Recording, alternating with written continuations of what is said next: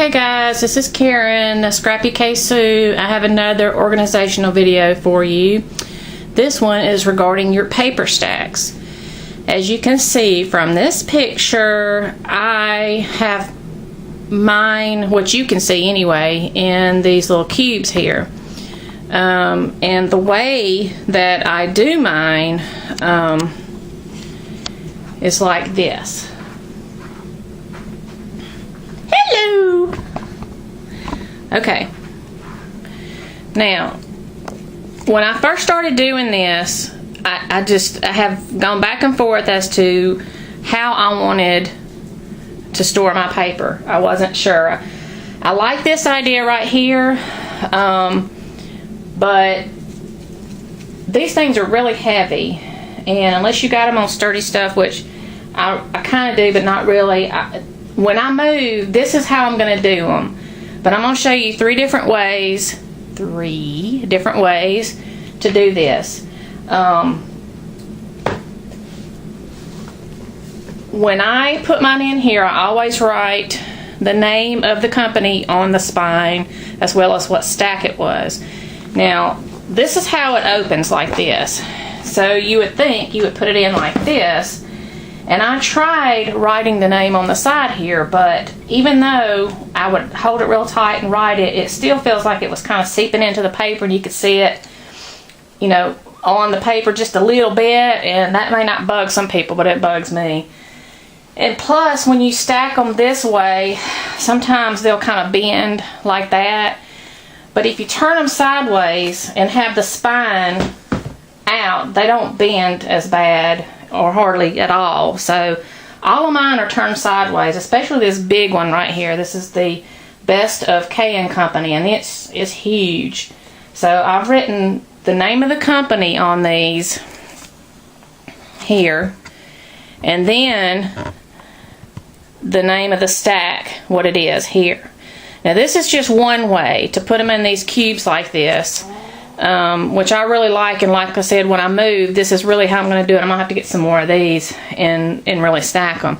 But I also have these in here. These are loose papers, and I have them in these little things here by category, like birthdays. They're not all really done good, but I've got most of them done. And just loose papers that I've picked up over time. And this one has some cardstock in it, but it's not solid cardstock. It's like, it's got sort of a little pattern to it, but not really, you know. And that's one way. The second way to do this is like this. And I've seen a lot of ladies do this, but they would just have them stacked in there. But of course, again, I have put the name of the company and what stack it is.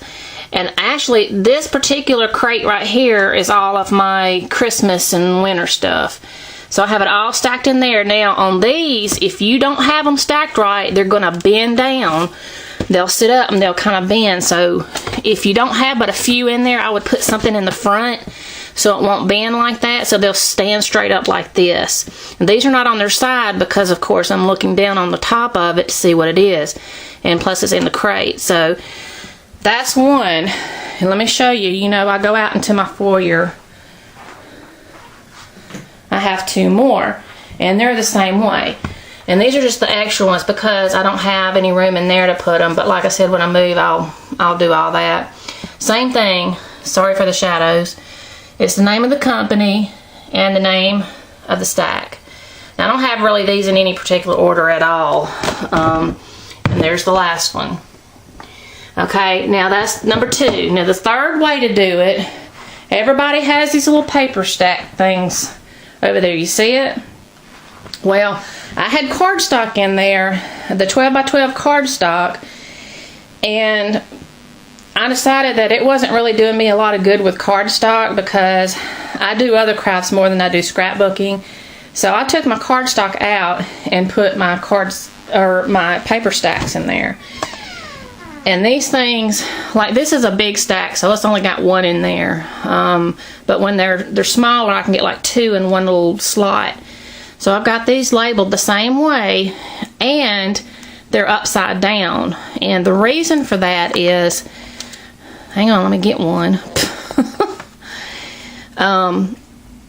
The reason for that is when I decide to put these in one of these little things and I do it sideways, I need to have it written right the way I want it. And if I had them right side up, they would be upside down, you see. So I have to put it, hold on a second, I have to put it upside down. Hang on. Like this for me to read it for now. You know, so I got the rest of my stacks in here. And some miscellaneous stuff down there. But that's it. Like, I got one slot open here, which I'm fixing to fill because I just bought a stack. Like, I need more stacks. And I know there's some girls out there who has a lot more than I do, and some who has hardly none. But I am a stackaholic, I guess, because I buy the stacks more than I do the single sheets. I just like the stacks better because they coordinate better together, I guess. But that's 3 ways that you can do your paper. And there's a lot of other ways out there too that you could see on YouTube, but these are the 3 ways that I've got right now. And oh, by the way, my cardstock that I had in there is now in that drawer right there, which I think that's what it's made for, with those little hanging file folders you see. Right now I got a folder, but behind that blue folder is all my cardstock, the different colors. The only problem with doing it like that is if you got a lot of that paper, that sucker is heavy. When you pull it in and out, now I got it on the bottom drawer, so all this other stuff is, you know, sitting on top of it, and I don't know if that has anything to do with trying to pull it out, pull the drawer out, but every time I go in that drawer, it is really heavy to pull out. So, and I got it full.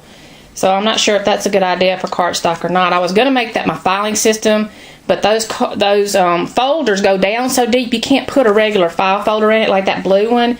So what I did was I put tape on the bottom of it to shut off the bottom part of it so it would be up higher so that folder would fit. And I was going to use that as my filing system, but that's a lot of taping, and I really think it should have been used for what it was really for, I guess, with all those file folders. And the file folders I'm using for something else too. And that's the next part of this. So I guess this video is not really about just paper stacks. This is the other system. Now I know y'all are not going to have, most of y'all are not going to have anything like this. There are some things out there like this, but this is one that I found in one of those auctions that I went to. Sorry for all the moving around. Jeez Louise.